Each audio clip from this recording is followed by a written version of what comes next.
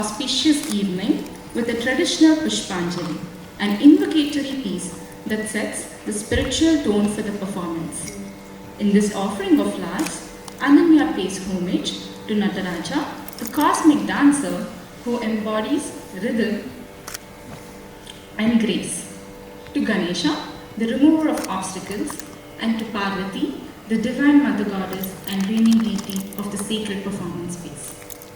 Through this dance, she seeks blessings from the divine, her gurus, and each one of you in the audience as she embarks on the solo journey. Pushpanjali will seamlessly flow into a Ganesha Stuti, a devotional composition by the Maharaja of Mysore, Sri Jayachamaraja Vallabha. This lyrical tribute praises Lord Ganesha, the elephant-headed deity who presides over auspicious beginnings, wisdom, and the arts. It is customary to invoke his grace before any major undertaking, and tonight, Ananya will do so with reverence and joy. Pushpanjali is in Raga Malike, Aditara, and is composed by Guru Sushma Mohan with the chants from Abhinaya Darpana and other sacred texts. Ganesha Stuti is in Raga Atana and Aditara. Just a quick housekeeping reminder, I request you all to please ensure that your phones are on silent. Please avoid walking in and out during performances, and please refrain from bringing food and drinks into the auditorium. Ladies and gentlemen, please join me in welcoming Ananya to the stage for Pushpanjali and Ganesha Stuti.